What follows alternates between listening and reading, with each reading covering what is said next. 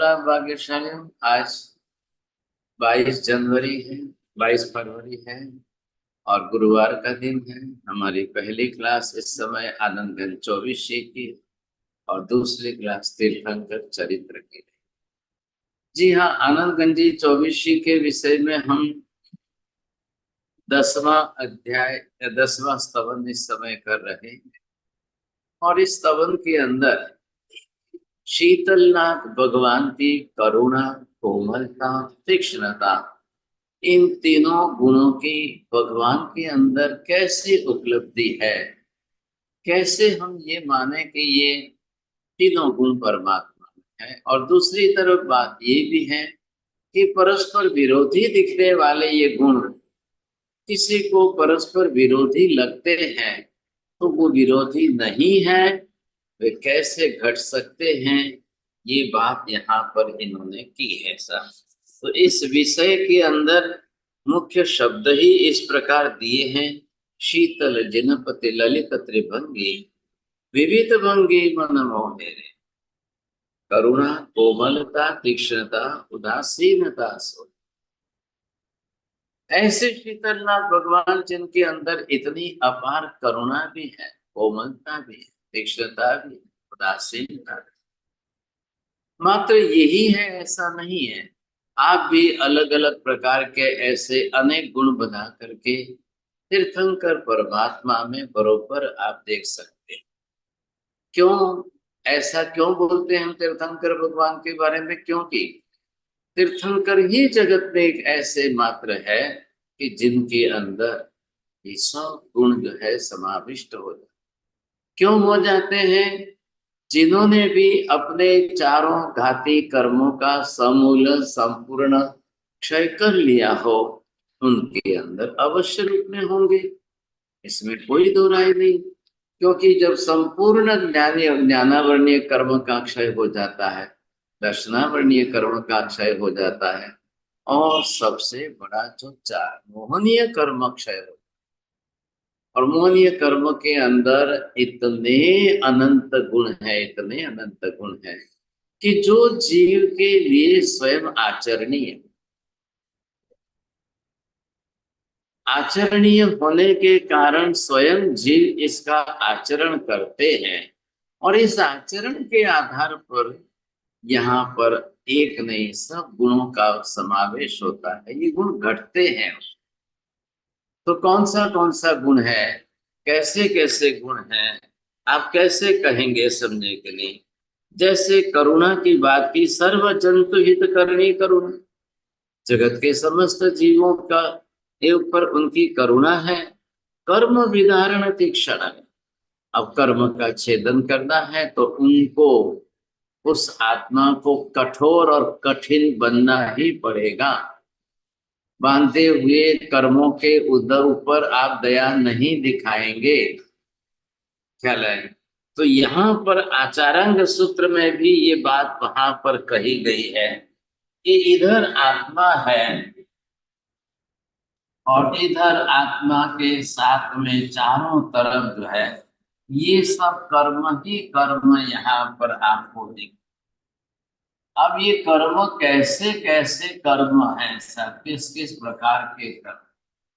अब जो जो कर्म है, जिस जिस प्रकार के कर्म है, अब मैंने उपार्जन किए हुए हैं ना कर्म, तो यहाँ पर जो है आपको एक भी कर्म के ऊपर, किसी भी कर्म की प्रकृति के ऊपर दया नहीं लानी।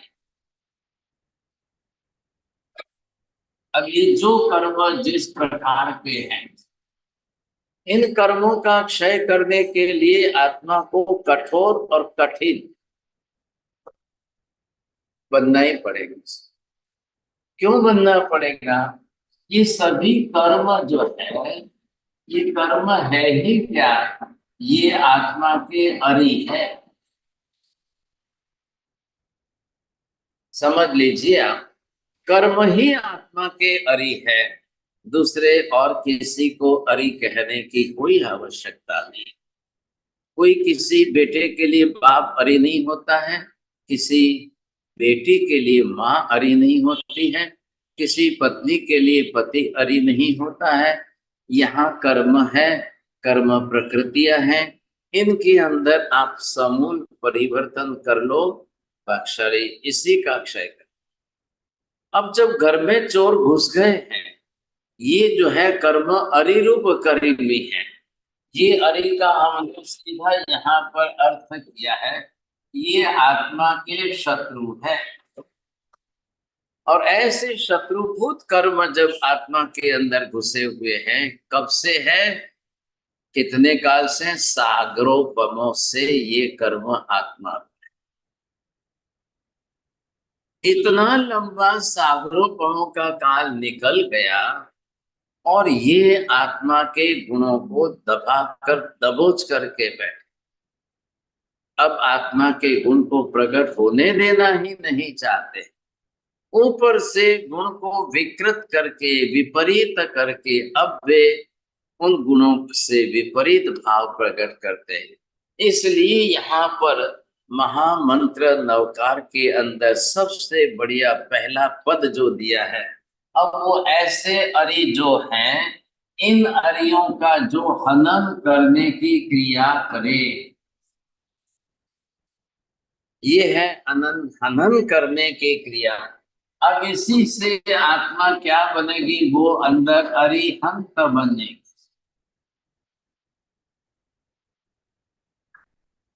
ध्यान रखिए साहब, अरिहंत के वाची दूसरे और भी शब्द आएंगे। अब तो देखो जैना की तरफ से जो भगवती सूत्र प्रारंभ किया गया है, तो उस भगवती सूत्र के अंदर भी वहां पर जो है अरिहंत शब्द आए, व्याख्या की है। अरिहंत, अरुहंत, अरोहंत, अरहंत, अरहंत, ऐसे अलग अलग अरिहंत के वाची शब्दों की व्याख्या की है। अब लोग इस पर भी संप्रदायवाद करते हैं, क्या करना बोलिए। नहीं, हम तो अरिहंत नहीं मानेंगे, हम तो अरुहंत मानेंगे। नहीं, हम तो अरिहंत नहीं मानेंगे, हम तो अरहंत मानेंगे, अरहम मानेंगे। ऐसी गलती नहीं करना। जब ये आप अर्थ समझ लोगे, ये रहस्य और भाव आपकी समझ में आ जाएगा, फिर आप कोई गलती नहीं करेंगे। अब ऐसे कर्म, तो कर्म को पहचान लो। दो शास्त्र इकट्ठे हो गए यहाँ पर, आत्मशास्त्र और कर्म शास्त्र। आत्मशास्त्र बहुत अच्छी तरह से पहचानना पड़ेगा, उसके बाद ही आप कर्म शास्त्र पहचानेंगे। बोलिए प्रवीण भाई, पहले क्या करना है, पहले आत्मशास्त्र पहचानना कि पहले कर्म शास्त्र का अभ्यास करना है? पहले कर्म शास्त्र का अभ्यास करेंगे तो आत्मा के बारे में पता लगेगा। चलिए, आपका क्या मत है जैन साहब, बोलिए। मेरे ख्याल में पहले आत्मा को जानना बहुत जरूरी है। चलो देखो, हो गए ना सब। हाँ, अब ये चौड़िया जी तो आपके ही मित्र है, तो वो तो ऐसा ही जवाब देंगे, बोलिए। पहले आत्मा को जानना जरूरी है महाराज, आत्मा के स्वरूप को जानना जरूरी है। मीना बहन ji, what is your opinion about this? both are equally important. चलो चलो, हो गए ना ये तीसरे, बोथ आर इक्वली इक्वली। अरे भाई साहब, आत्मा के बिना कर्म का अस्तित्व होता है क्या? लेकिन कर्म के बिना आत्मा का अस्तित्व बरोबर रहता है। बोलिए विभा बहन जी, कैसे ख्याल आएगा आपको? कर्म के बिना आत्मा का अस्तित्व रहता है, जैसे सिद्ध भगवान है तो बिना कर्म के है। हाँ जी, लेकिन हाँ, चलिए चलिए जी, बोलिए। लेकिन कर्म आत्मा बिगड़ नहीं रह सकती है, वो संसारी जीव के लिए है। नहीं नहीं नहीं, संसारी जीव हो या कोई हो, आत्मा के बिना कर्म का अस्तित्व संभव ही नहीं है। लेकिन कर्म के बिना आत्मा का अस्तित्व बरोबर बना हुआ है, ये आपको समझना है। आत्मशास्त्र भी समझ लो अच्छी तरह से। आत्मा को समझने के लिए आत्मशास्त्र का अभ्यास करना बहुत अनिवार्य। आपको कहीं गलती नहीं करनी। और आत्मशास्त्र समझ लेंगे तब आत्मा का स्वरूप, आत्मा का द्रव्य से स्वरूप, आत्मा का गुणों से स्वरूप, आत्मा का पर्याय से स्वरूप, उत्पाद से स्वरूप, व्यय से स्वरूप, ध्रुव स्वरूप, इतनी सारी बातें आत्मा के बारे में समझ समझ करके क्या लाया, इतना स्पष्ट कर लीजिए। लेकिन अगर कर्म शास्त्र नहीं पढ़ेंगे, नहीं समझेंगे, नहीं सीखेंगे तो ये सारा अधूरा रह जाएगा, सब अधूरा रह जाएगा, फिर निरर्थक हो जाएगा आत्मशास्त्र भी पढ़ा हुआ। क्योंकि आत्मा और कर्म ये दोनों ऐसे बंधे हुए एक रस होकर के रह रहे हैं संसार में। इसीलिए हमें सबसे पहले आत्मा को पहचानना है, बहुत जरूरी है। फिर कर्म को भी पहचानना है, बहुत जरूरी। आप देख रहे हो ना, अभी गणधरवाद के अंदर कर्म की, कर्म स्वरूप की, कर्म के प्रक्रिया की, कर्म के बंधन की, कर्म से छूटने की, इन सारी प्रक्रियाओं पर हमें बहुत गहन अभ्यास करना है। लेकिन जिन्होंने ये बात विचार ही नहीं की, ऐसे वेदांत दर्शन के अद्वैतवादियों ने आत्मा के सिवाय कर्म का अस्तित्व स्वीकारा ही नहीं, और फिर कह दिया कि बंधता भी नहीं है और मुक्त होता भी नहीं है। कितना बड़ा अनर्थ होता है, कितना बड़ा अन्याय होता है, कितनी कितनी बड़ी गलती हो रही है। आप सोचिए, सब लोग कितनी बड़ी गलती हो रही। इसलिए मैं बार बार कहता हूँ, गणधरवाद के विषय में थोड़ा ज्यादा ध्यान दीजिए, वहां आपका कंसंट्रेशन ज्यादा होना चाहिए, सिंसियरिटी एंड सीरियसनेस बहुत चाहिए, ख्याल है। अब यहाँ पर क्या है, वही बात ले रहे हैं ना। अब कर्म का क्या हुआ, ऐसा कर्म स्वरूप जब सामने आ गया है तो हाना दान रहित परिणाम ही उदासीनता वीक्षण दे, पर दुख छेदन इच्छा करुणा तीक्ष्ण पर दुख चेरे, उदासीनता उभय विलक्षण एक ठामे के मसीजे। तीसरी गाथा में प्रवेश कर रहे हैं। वो कह रहे हैं कि करुणा क्या है, ये पहले स्पष्ट कर लीजिए आप। एक तरफ जो है ये करुणा है,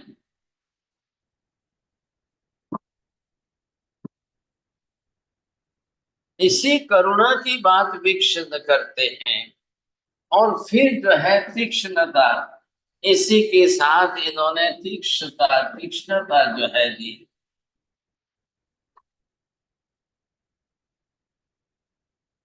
जहां करुणा का उपयोग करना है वहां तीक्ष्णता का उपयोग मत कर, जहां तीक्ष्णता का उपयोग करना है वहां करुणा का उपयोग नहीं करना है। जहां जिसकी आवश्यकता है वहीं उसका काम, अन्यत्र नहीं। साहिब जी, अ, आपने बताया कि आत्मा का स्वरूप पहले जानना जरूरी है, लेकिन आज के समय में हमें कर्म का क्षय से ही आत्मा का गुण प्रकट अनुभूति होती है। अरे तो भाई कर्म साहब, का स्वरूप, पहले आपने अगर आत्मा के गुणों को नहीं पहचाना तो फिर कैसे करेंगे कर्म का क्षय। आत्मा का जी गुण बाजार में तो मिलता नहीं है, बाहर से तो लाना नहीं है तो अंदर ही है। जी आपको जब ये अनुभूति हो जाएगी कि आत्मा अनंत ज्ञानमय है, आत्मा अनंत दर्शनमय है, अनंत चारित्रमय है, अनंत गुणमय है, ऐसे गुणों की अनुभूति होने के बाद ऐसा गुणवान आत्मा का स्वरूप है, और इन कर्मों ने मेरे गुणों को सर्वथा ढक दिया है, सर्वथा विपरीत कर दिया है, सर्वथा विरुद्ध कर दिया है। अब मैं क्या करूं साहब। अगर आत्मा का गुणात्मक स्वरूप नहीं जाना, नहीं पहचाना, तो आप कभी भी कर्म क्षय करने का पुरुषार्थ करेंगे, आप उसको कर्म क्षय करने को साधना मानेंगे नहीं, धर्म भी नहीं माने। अब महावीर ने क्या किया है, पहले आत्म स्वरूप समझा दिया द्रव्य गुण पर्याय से, अब उन स्वरूप से आपको पता चल गया कि कैसे कैसे गुण हैं, कितने गुण हैं, किस किस प्रकार के गुण हैं।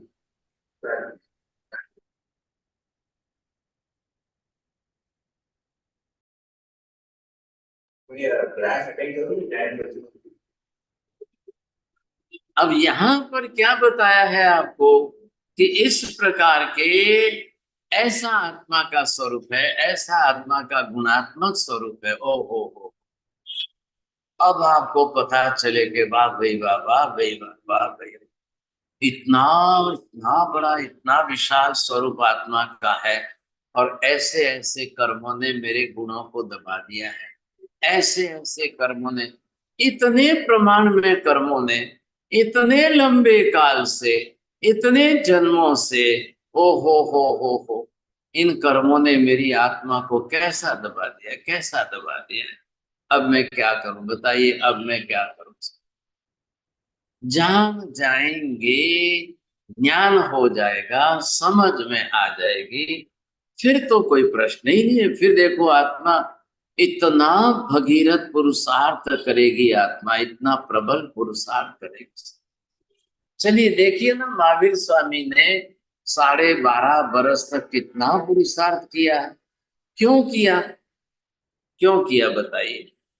सिर्फ ये जान लिया कि ऐसे अरि रूप कर्म है।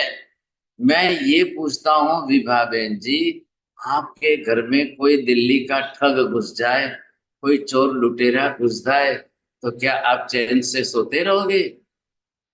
नहीं साहब जी, उनको फिर क्या निकालेंगे बाहर।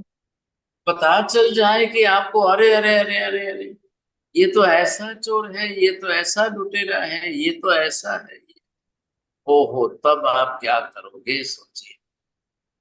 फिर तो आप एक सेकंड चैन से नहीं बैठ सकोगे। फिर तो देखो आप क्या उधम मचाओगे, कितने उधम मचाओगे। लेकिन हमको आज दिन तक कभी रियलाइज ही नहीं हुआ कि मेरी आत्मा पर इतने कर्म। जब आपने आत्मा का स्वरूप समझा, जब आपने कर्म शास्त्र का विस्तार से स्वरूप समझा, आपको ये ख्याल आया 8 कर्म और 198 प्रकृतियां, ये सारी कर्म की फौज है, फौज। और ये जब आपकी समझ में आया, जानने में आया, अब आप भागेंगे, दौड़ेंगे। भाई साहब, मेरे घर में घुसे हुए चोर को कैसे निकालूं, मैं कैसे निकालूं, क्या करूं, कैसे करूं मैं। आप एक सेकंड में 100 विचार कर लोगे, हर उपाय ढूंढने लग जाओगे, मुझे क्या करना है, मुझे क्या करना है, मुझे कैसे करना। फिर देखो आपकी इतनी इतनी तालावेली लग जाएगी आपको। अरे अरे अरे, कुछ भी करो, कुछ भी करो, अरे कुछ भी करो, मुझे निकालना है, नहीं मुझे इसको निकालना है ऐसे। मैं एक गृहिणी हूँ, मेरे घर में बहन बेटियां हैं, मेरी बेटी है, मेरे बेटे हैं, मेरा परिवार है, और मेरे घर में मेरी सुख संपत्ति समृद्धि है, बच्चा छोटा है, ये है वो है। और इतनी बातें लेकर के आप इतने चिंताग्रस्त हो जाओगे, और फिर सोचोगे अरे क्या करूं मैं, कैसे करूं मैं, कैसे भी करके निकालना चाहता हूँ इस। नहीं नहीं नहीं, इस अब तो इसको घर में रहने ही नहीं देना चाहिए, बड़ा अनर्थ कर देगा, बड़ा नुकसान कर देगा, नहीं मुझे नहीं रखना।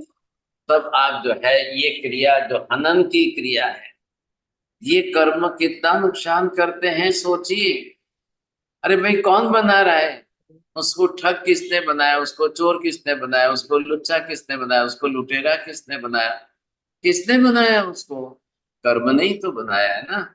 अब कर्म ने जब उसको वैसा बना दिया है, फिर तो आपको उसको जो है किस तरह से, कैसे उसको जो है कितना नुकसान करना पड़ेगा, जी। कितनी मेहनत करोगे आप। तब जाकर तीर्थंकर के वो ज्ञानी भगवंतों ने आत्मा का स्वरूप जाना, देखा, समझा, तब कर्म का स्वरूप जाना, देखा, समझा, और तब धर्म का स्वरूप बताया, तब धर्म की स्थापना की है। ये 3 बात बरोबर समझ लो। नाटा जी बोलिए आप। तीर्थंकर केवली भगवंतों ने धर्म का ऐसा रूप बताया है कि आत्मा में कर्म रूपी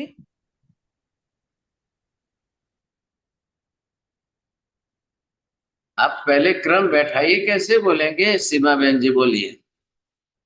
तीर्थंकर भगवान ने हमें पहले आत्मा का स्वरूप समझाया, फिर कर्मों का स्वरूप समझाया, फिर बाद में धर्म का स्वरूप समझाया कि कैसे अपने को कर्म क्षय करना है।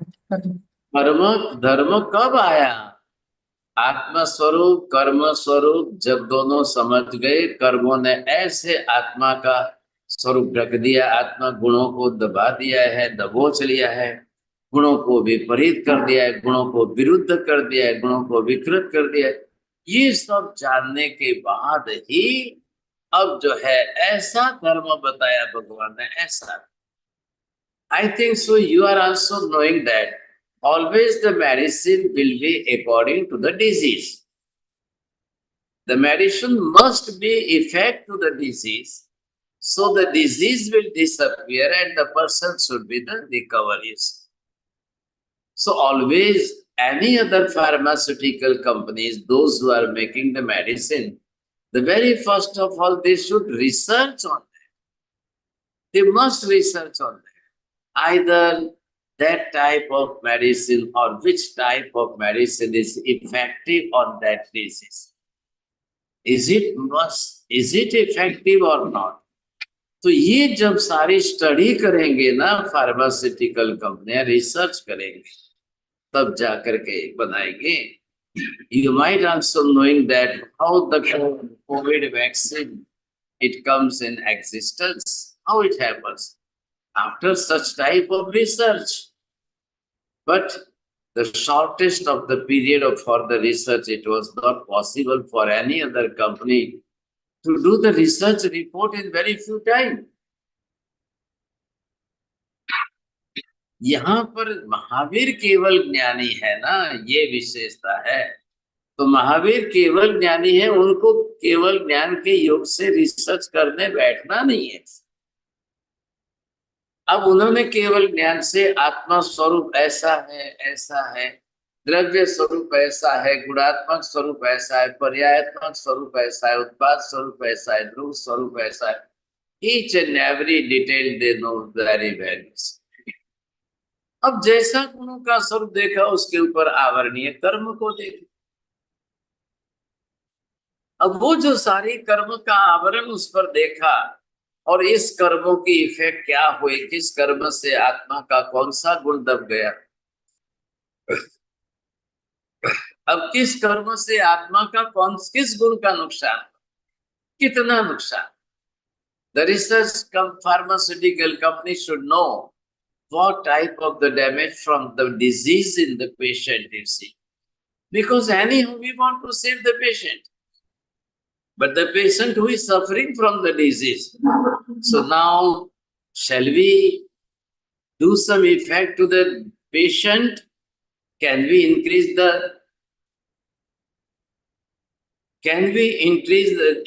the instilled power of the patient, immunity of the patient? क्या करना चाहिए हमको? What we should do that? In the same basis, the homeopathic system is totally different, allopathic system is totally different, and the Ayurvedic system is totally different. Why they are different? What is the reason behind that? Why they are different? Only the reason is that philosophy, principles of the philosophy. Please listen it carefully that the Hahnemann, who was the founder of the homeopathy, what he says, what type of the fundamental principle of philosophy. So Hahnemann says that I don't want to bother about the disease. No. For me, the disease is not important. The patient is important. The person who is suffering from that disease. Who is suffering? Do you think that the disease is suffering? No. The person is suffering. Who is live? The person is live. So that person who is suffering from the disease, so he thought in the sense Hanuman thought about that.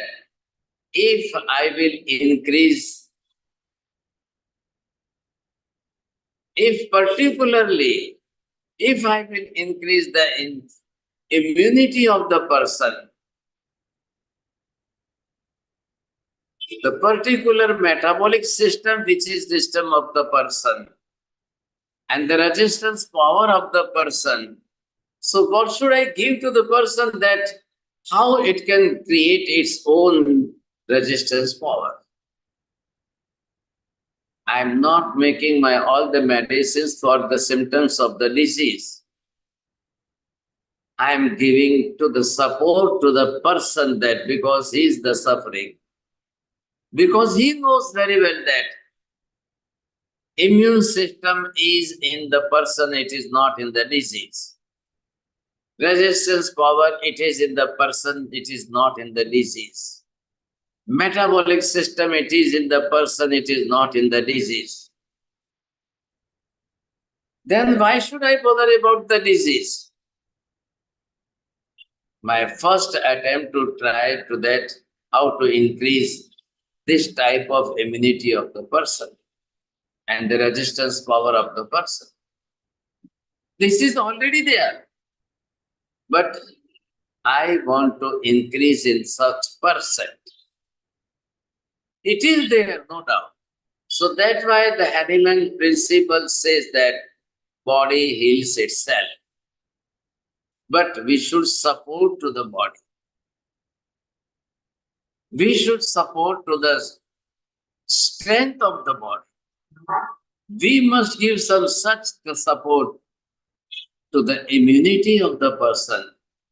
We should support such type of the resistance power of the person, how to increase that. So he had research about the different medicines, and he want to give in a very large, very small quantity of the medicine, but high power of the medicine. So he had powerized that medicine. So that medicine should give support to the person. The person, he is suffering from that disease. Now come to the second pathy of the allopathy. Do you know it very well that? So allopathy, it is totally on the base of the symptoms. So that is some symptomology. So according to the symptom, how to suppress the symptoms of the disease. If the person is suffering from the cough and cold, just suppress the symptom. If the person is suffering from the fever, just suppress the fever. If the person is suffering from the ache, pain in the body, you see, wherever, just give him the painkiller, the symptoms will disappear. This is the fundamental principles of the allopathy. Now come to the point of the third pathy, which is called the Ayurvedic. So what the Rishi Munis and the Vaidyas of the Ayurveda, they says that the person is suffering, no doubt. Due to the such type of the disease, the immune system of the person is damaged. Something is there mistake, you see. So both the side, to select the proper remedy, to select the proper medicine from the herbal system and take the particular herb, one side it will give strength to the person and another side it will disappear or remove or decrease the symptoms of the disease. So always the Ayurveda says that don't go according to the symptoms. Because we don't want to cure the symptoms. Already we want to cure the person. So what type of the disease is? So why should not to go in the reason? Why should not to go in the depth, the root of the disease? So just Ayurveda went in the root of the disease. From the very root, the disease should come out. You are not knowing, but in the Ayurveda Shastra, they mention something there due to the what type of the karma, which type of the disease is coming. Nobody knows about that. The people understand only this, the Ayurveda having the herbal medicine to give that medicine to cure the disease. In Ayurveda, there is no any other method to suppress the symptoms. If any other specialist of the Ayurveda will go in this method to suppress the symptoms, it will be absolutely wrong theories. It will be wrong. So the Ayurveda want to go in the depth of the root of the disease and give some strength to the person and then effect to the diseases. So this is the basic fundamental difference between the principles of the three pathies. Now it is not that much important subjects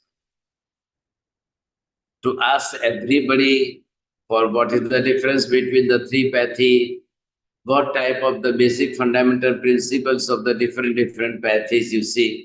अब वो इतना तो sincere subject नहीं है जो हमारे गणधरवाद जैसा विषय नहीं है. But as for the general knowledge, just I gave you in the brief of that, you see. So always be aware about that. If you are taking any such type of the allopathic medicine, there are some side effects of the different medicines. Because the 80% medicines are made from the chemicals, while in Ayurveda, the 95% medicines are made from the herbal things. Each and every herb having the particular type of the virtues which can disappear the disease and which can strengthen to the person who is suffering from the disease. चलिए ये तो side by side बात आ गई, इसलिए हमने इस पर विचार किया. लेकिन यहाँ सबसे बड़ी इंपॉर्टेंट बात किसकी चल रही है? कर्म और आत्मा. ध्यान रखिए, आचारांग शास्त्र जो आगम शास्त्र है उसके अंदर ये भी एक सब्जेक्ट लिया है. प्रश्न पूछा गया है महावीर स्वामी को. गौतम स्वामी पूछ रहे कि हे भगवान, आत्मा बलवान है कि कर्म ज्यादा बलवान है? कर्म से ज्यादा आत्मा बलवान है कि आत्मा से ज्यादा सशक्त कर्म बलवान है? कौन है इन दोनों के बीच में? आ रहा है ख्याल में? लीला बहन जी बोलिए, प्रश्न क्या है? आत्मा से ज्यादा बलवान कर्म है या कर्म से ज्यादा बलवान आत्मा है? वेरी गुड, बहुत अच्छा, धन्यवाद आपको. तो ये जो डिस्कशन चला है आचारांग आगम शास्त्र के अंदर, अब महावीर क्या उत्तर देंगे, महावीर कैसा उत्तर देंगे? भाई साहब क्या लगेगा? ये प्रश्न तो बड़ा सही है कि गलत है? चौड़िया जी बताइए. आत्मा ज्यादा बलवान है कि कर्म ज्यादा बलवान है? क्योंकि महाराज हाँ, मैंने क्योंकि आत्मा, हाँ प्रश्न सही है कि गलत है? नहीं, एकदम सही है महाराज. हाँ बिल्कुल सही है. कभी आपने भी तो सोचा है कि नहीं सोचा है? हम कोई भी सोचते ही नहीं है था. आपने कर्मों की ताकत पहचानी है? क्या आपने आत्मा की शक्ति का अनुभव किया है? Do you know about the power of the soul? That is the spiritual power. How much the soul is much more powerful, you see. लेकिन कई बार उसके सामने the power of the karma, the strength of the karma, अच्छे आत्माओं को भी ये कर्म कैसी पछाड़ दिखा है. अच्छी बड़ी दुनिया की हस्तियों को ये कर्म जो है कैसे धूल चटा देता है. कल एक कर्म ने किसी को राजा बनाया, लेकिन दूसरे दिन जा करके उसी को कैसे. क्या आप ये समझते हो कि जनक राजा ने सीता को दी और सनक को पता ही नहीं था कि मेरी बेटी को शादी के बाद जंगल में जाकर रहना पड़ेगा? क्या दशरथ जी जो है केवल कैकेयी के कारण ही रामचंद्र जी को जंगल में भेजना चाहते थे? क्या राम और सीता के बीच के वियोग के कारण के बीच के अंदर सिर्फ रावण ही बीच में आ रहे हैं? भाई साहब, ये है mythology. So you are knowing the Ramayana according to the mythologies. अब बताइए चौड़िया जी, मैं आपको रामायण कर्म की थ्योरी के हिसाब से समझाऊं तो 2 साल लग जाए। पूरी रामायण, पूरी महाभारत, अगर हम उसको बिल्कुल कर्म की थ्योरी से ले लें, भाई सीता भी है तो उसकी भी तो पास्ट लाइफ है। क्या सीता ने कोई कर्म नहीं बांधे हैं? क्या सीता के कर्म उदय में नहीं आए हैं? क्या राम ने कोई कर्म पिछले जन्मों में नहीं बांधा है? क्या राम के कोई कर्म उदय में नहीं आया है? क्या रामचंद्र जी के कर्मों, हाँ एक बात ध्यान रखिए, but in Hinduism they will never believe that Ram is also suffering from such type of the कर्म. And in Hinduism and according to the Vedas, they will never believe that Sita is also suffering from the karma. Even in Hinduism, according to their Vedas and the Shastra, they will never believe, they will never accept that Sri Krishna is also suffering from their own karma. वो नहीं स्वीकारेंगे। क्यों नहीं स्वीकारेंगे? उन्होंने तो आत्मा का स्वरूप ऐसा मान लिया है, और फिर कहेंगे क्या? अरे भाई साहब, ये ईश्वर लीला करने के लिए ही आए थे, इनको लीला करनी थी, इन्होंने ऐसे लीला की। अब बताइए, इतने सक्षम समर्थ ईश्वर का रूप रामचंद्र जी ने के रूप में लिया, और फिर भी कोई रावण का रूप बनाकर आकर सीता का अपहरण कर ले। क्या है ये बातें? क्या है? What type of the mythology is? सोचिए आप सब। श्री कृष्ण ऐसे ईश्वर का अवतार ले रहे हैं, और फिर ईश्वर का अवतार बन करके वो सामने आ रहे हैं और अर्जुन को खड़ा करके युद्ध करा रहे हैं। अगर श्री कृष्ण नहीं होते तो अर्जुन युद्ध नहीं करते। है क्या? आखिर श्री कृष्ण का जन्म कहाँ हुआ है? क्यों आखिर श्री कृष्ण का जन्म जेल में हुआ है? क्यों श्री कृष्ण का ऐसा स्वरूप आया सामने? एक तरफ ईश्वर को लीला का अवतार बता देते हैं, और अवतार बनाकर लीला करना ऐसे ईश्वर का कार्य है। ये इनके एंगल से, उनके एंगल से बनी बनाई रामायण है, महाभारत। लेकिन ध्यान से समझिए, जैन धर्म ने भी रामायण बनाई है, महाभारत भी बनाई है, और वो पूरी कर्म थ्योरी के बेस पर है, बिल्कुल कर्म सिद्धांत के। क्या सीता के कर्म रहे? गत जन्म के, पिछले जन्म के सीता के कर्म क्या रहे? कैसे रहे? कितने रहे? किन कर्मों के कारण क्या क्या घटनाएं घटी? रामचंद्र जी के कौन से कर्म रहे? कैसे, किन कर्मों के कारण क्या घटना घटी? श्री कृष्ण के कौन से कर्म रहे? कैसे कर्म रहे? कौरव पांडवों के बीच का क्या? ये सारा इतिहास जो है, चरित्र कर्म की थ्योरी। जब जैन धर्म लिखेगा, जैन धर्म जब रामायण और महाभारत लिखेंगे ना, तो फिर बिना कर्म के नहीं लिखेंगे, बिना कर्म के नहीं लिखेंगे। कौन हनुमान जी है? कैसे हनुमान जी है? हम भी कहते हैं ना, अंजना जी को सती कह रहे हैं, सीता जी को सती कह रहे हैं। आप प्रतिदिन 16 सतियों का नाम स्मरण प्रातः स्मरण में करते हो, प्रातः काल में, उस समय आप इनका भी नाम स्मरण करते हो, जिसमें अंजना जी आ रही है, जिसमें सीता जी आ रही है। अरे हम तो प्रतिक्रमण, जो लोग, ये शीतल बहन को पूछिए, जो राही प्रतिक्रमण करने वाले हैं, वो रोज स्मरण करते हैं इन 16 सतियों का नाम। इतना अद्भुत है, इतना अद्भुत है, मैं क्या बताऊं आपको। लेकिन जब आप कर्म की फिलॉसफी, बेसिक फंडामेंटल चीजें पढ़ लोगे, and you will remember all the principles, which is the permanent, which is the ultimate truth. And while this type of the ultimate truth type of the permanent principle समझोगे ना, कर्म के सिद्धांत वही कल राम को और सीता को लागू होते हैं, वही मुझे लागू होते हैं। वैसे ही कर्म के सिद्धांत महावीर स्वामी को लागू हो रहे हैं, वैसे ही कर्म के सिद्धांत सबको लागू हो रहे हैं। मैंने कर्म की फिलॉसफी पढ़ाई तब I told you that this type of the ultimate truth, the principle which is applicable to the each and every person, actually each and every living being of this whole universe. None of them is acceptable.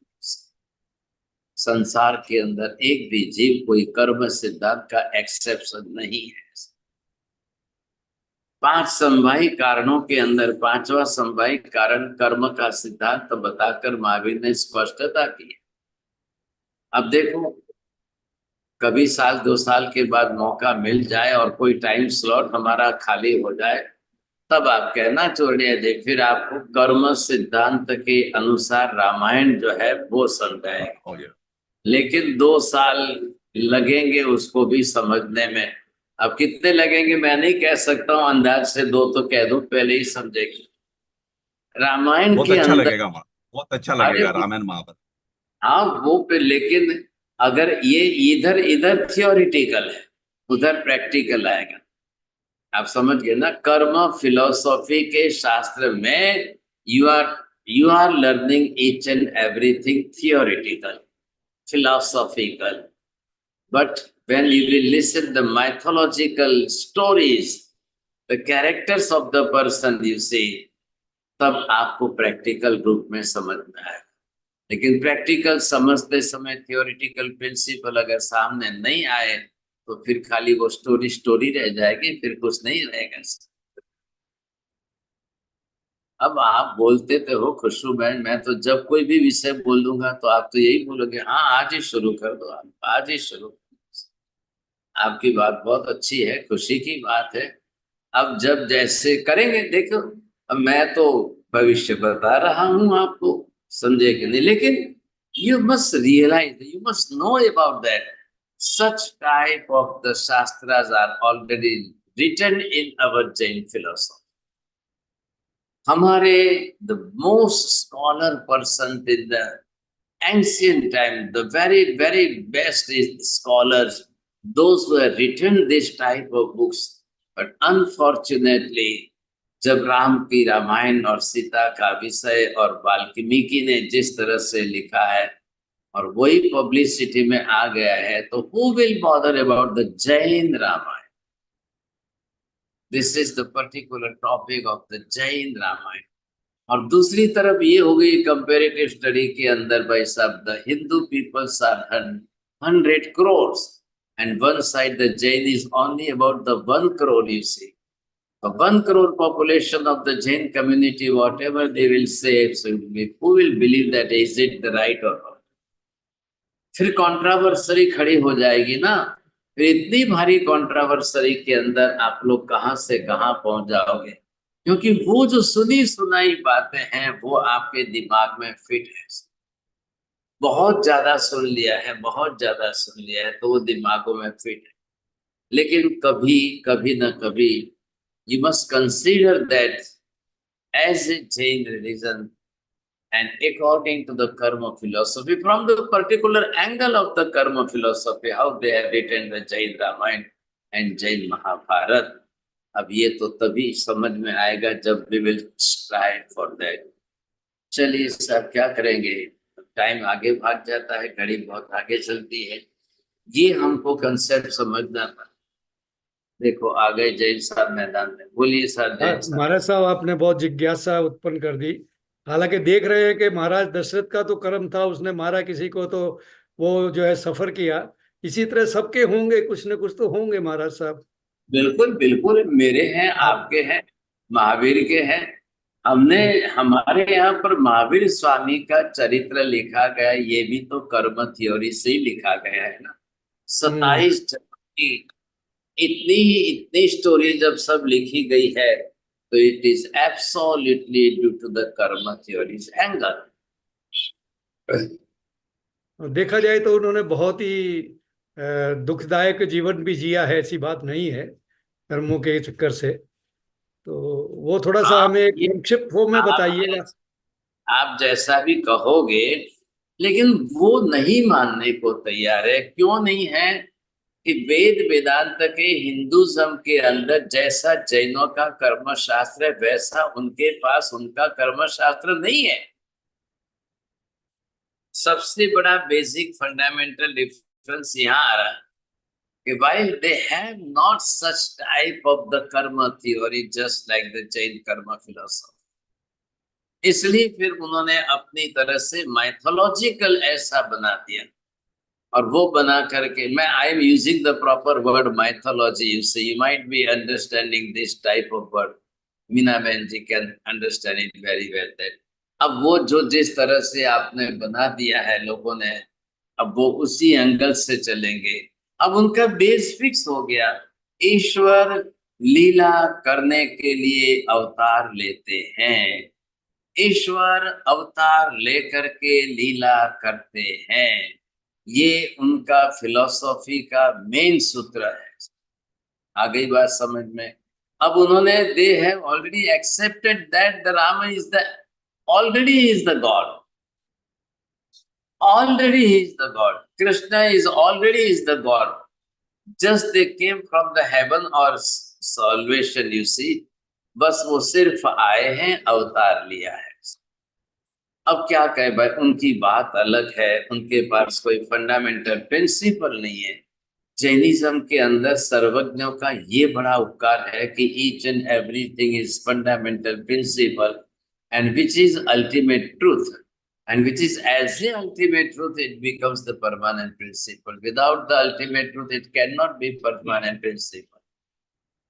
ये बात समझ में आ रही है? मीना बहन जी बोलिए। Maharaj Saheb, you explained that why it's important to understand the ultimate truth through the properties of the karma of the soul, and then about the karma. Then only we can understand how to get rid of it and to observe the dharma. Very good. चलिए साहब बोलिए, साहब छोड़िए। हाँ महाराज साहब, आत्मा के बिना कर्म का अस्तित्व नहीं है, एकदम सही बात है। परंतु महाराज साहब, जब संसारी आत्मा है वो तो बिना कर्म के तो रह नहीं सकती। तो क्यों आप घटाते हो उधर? क्यों गलती करते हो आप? उल्टा क्यों घटाते हो? हमने तो संसारी और पर्याय की तो बात ही नहीं की। बात नहीं की ना, राइट राइट। सीधी बात, सीधी पर्याय की बात ही नहीं है। मतलब आत्मा एक ऐसा स्वतंत्र द्रव्य है और कर्म एक ऐसा स्वतंत्र अस्तित्व है।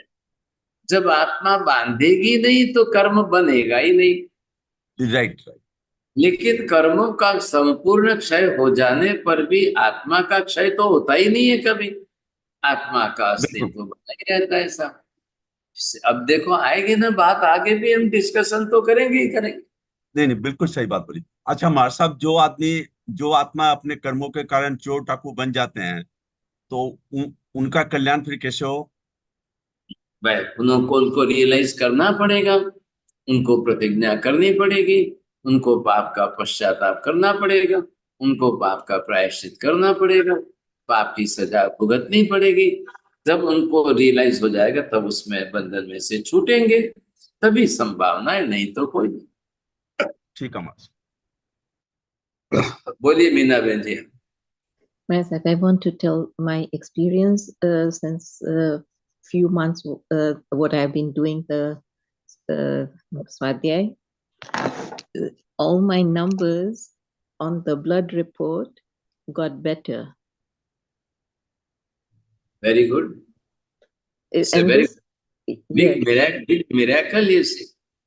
So I'm just telling, as you say, practically what is happening, and I'm just telling you because everything, like I did the same, but I never, for 1 year, I never exercised, and even without exercise, I was able to change the numbers. Very good, very good. So they say it's meditative, so that's why even listening to the Swadhyay. So thank you. Very good. Good miracle, it's very good. बहुत बहुत धन्यवाद दीजिए। खुशबू बहन जी और सब आपकी अनुमोदना करते हैं। चलिए साहब, नमो। એક નાનું ક્વેશ્ચન હતું કે આત્મા તો અનંત કાળથી છે, તો કર્મો બી ત્યારથી ચિપકેલા છે અનંત કાળોથી, તો बिल्कुल એની से शुरुआत ક્યાંથી થાય? તો निगोद में, और क्या। ઓકે ઓકે, ધન્યવાદ સાહેબ। कर्मों की शुरुआत है। There is the beginning of karma, but there is no beginning of the soul. नमो हरियंतानम, नमो सिद्धानम, नमो हरियंतानम, नमो लोय सब साहुनम एस पंच नमस्कारम, सब पावना सब मंगलानंद च सभ्य सिम परमं वै मंगलम। मंगलम भगवान वीरो मंगलम गौतम प्रभु, मंगलम स्तुतिभद्राध्या जैन धर्मोस्तु मंगलम। चत्तारि मंगलम हरिहंता मंगलम, सिद्धा मंगलम साहु मंगलम, केवले पन्नतो तमो मंगलम। चत्तारि लोकोत्तम हरिहंता लोकोत्तम, सिद्धा लोकोत्तम साहु लोकोत्तम, केवले पन्नतो तमो लोकोत्तम। चत्तारि शरणं प्रवज्जामि, हरिहन्ते शरणं प्रवज्जामि, सिद्धे शरणं प्रवज्जामि, साहु शरणं प्रवज्जामि, केवले पन्नतं धम्मं शरणं प्रवज्जामि। सर्वमङ्गलमाङ्गल्यं सर्वकल्याणकारणं, प्रधानं सर्वधर्मान् जयं जयति शासनम्। धर्म लाभ बहुत। श्रीकाल वंदना साहेब जी। श्रीकाल वंदना साहेब जी। श्रीकाल वंदना साहेब जी, काल वंदा साहेब जी। मथेन वंदामी